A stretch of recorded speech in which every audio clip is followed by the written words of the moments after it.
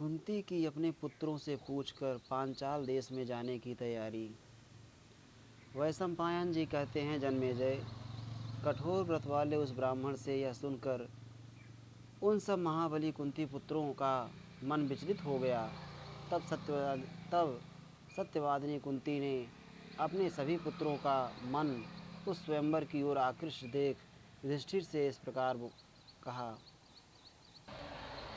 कुंती बोली, बेटा, हम लोग यहाँ इन महात्मा ब्राह्मण के घर में बहुत दिनों से रह रहे हैं। इस रमणीय नगर में हम आनंदपूर्वक घूमे फिरे और यहाँ हमें पर्याप्त भिक्षा भी उपलब्ध हुई।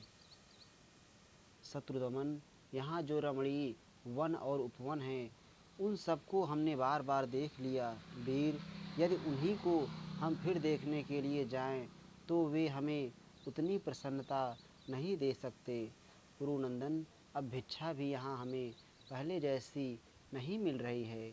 यदि तुम्हारी राय हो तो हम लोग सुखपूर्वक पांचाल देश में चले।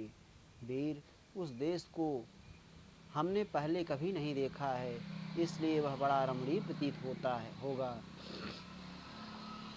शत्रुनाशन, सुना जाता है पांचाल देश में बड़ा सुकाल है, इसलिए भिक्षा बहुतायत से मिलती है। हमने यह भी सुना है कि राजा यज्ञसेन ब्राह्मणों के बड़े भक्त हैं।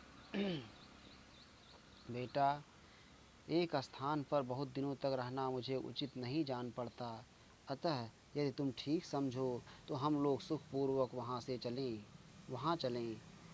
युधिष्ठिर ने कहा, माँ, आप जिस कार्य को ठीक समझती हैं वह हमारे लिए परम हितकर है, परंतु अपने छोटे भाइयों के संबंध में मैं नहीं जानता कि वे जाने के लिए उद्यत हैं या नहीं। वैशंपायन जी कहते हैं, जन्मेजय, तब कुंती ने भीमसेन, अर्जुन, नकुल और सहदेव से भी चलने के विषय में पूछा। उन सब ने भी तथास्तु कहकर स्वीकृति दे दी। राजन, तब कुंती ने उन ब्राह्मण देवता से विदा लेकर अपने पुत्रों के साथ महात्मा द्रुपद की रमणीय नगरी की ओर जाने की तैयारी की। इत श्री महाभारते आदि पर्वणि चैत्र रथ पर्वणि पांचाल देश यात्रायाम सप्तखट्ट अधिक शततमो अध्याय। इस प्रकार श्री महाभारत आदि पर्व के अंतर्गत चैत्र रथ पर्व में पांचाल देश की यात्रा विषयक 167वां अध्याय पूरा हुआ। श्री राधा वल्लभ लाल की जय।